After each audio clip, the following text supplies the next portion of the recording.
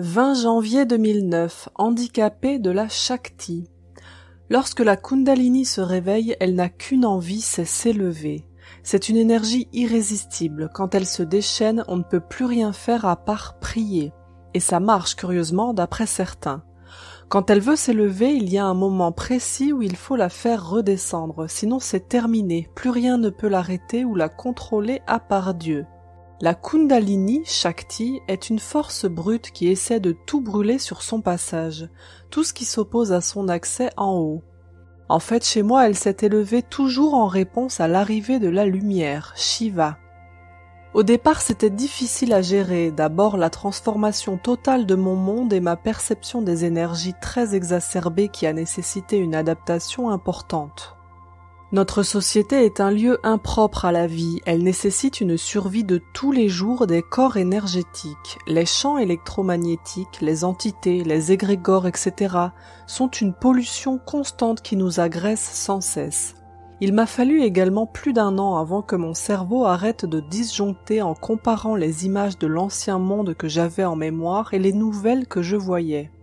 Accessoirement, au début, la Kundalini voulait sans cesse s'élever à nouveau, et quand j'ai ressenti les douleurs qu'elle provoquait dans mon corps énergétique et les blocages qu'elle amplifiait, j'ai bien vite compris que cette voie allait me mener droit dans un mur.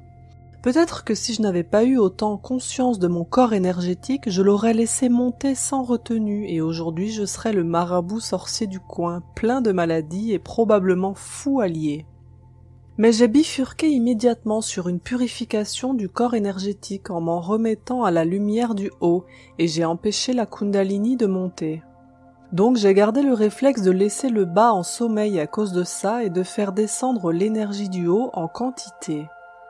Le résultat est que j'ai développé principalement la clairvoyance et que j'ai travaillé uniquement à la purification de mes corps subtils et à l'extension de ma conscience. Je suis au mieux un clairvoyant ou un channel moyen, voire mauvais, puisque je peux me connecter à n'importe quoi et appeler n'importe quel esprit, mais pas forcément accepter le message. Pourtant cette voie est voulue et est une étape intermédiaire, car cela est une moitié du boulot. Et son principal intérêt a été le nettoyage, et l'est toujours.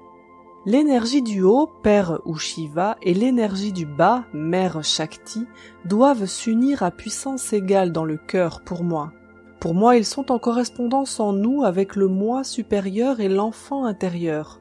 Le moi supérieur est la sagesse et l'énergie du ciel. L'enfant intérieur est indocile, plein de force. Il peut partir dans des colères incontrôlables, pourtant c'est également l'énergie créatrice et la joie de vivre.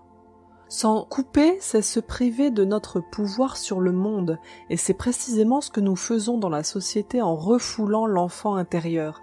Ça fait une société de gens impuissants. D'une certaine manière, ça a été voulu d'après certains, par nous-mêmes, par peur, par le gouvernement, par les Martiens, les Illuminati. On s'en fout, on l'a accepté, ça c'est sûr.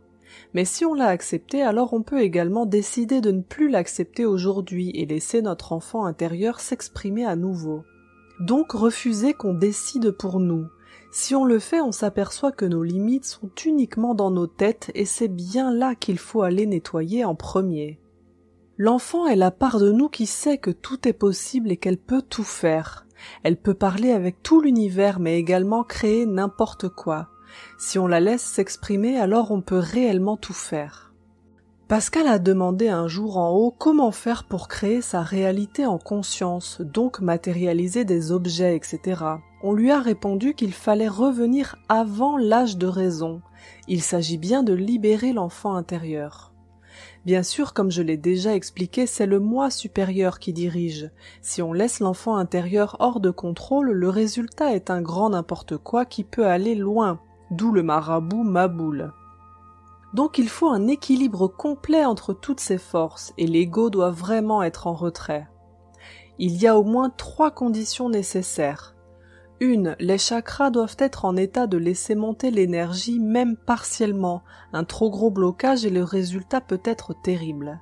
2. L'énergie doit monter à puissance égale entre le haut et le bas.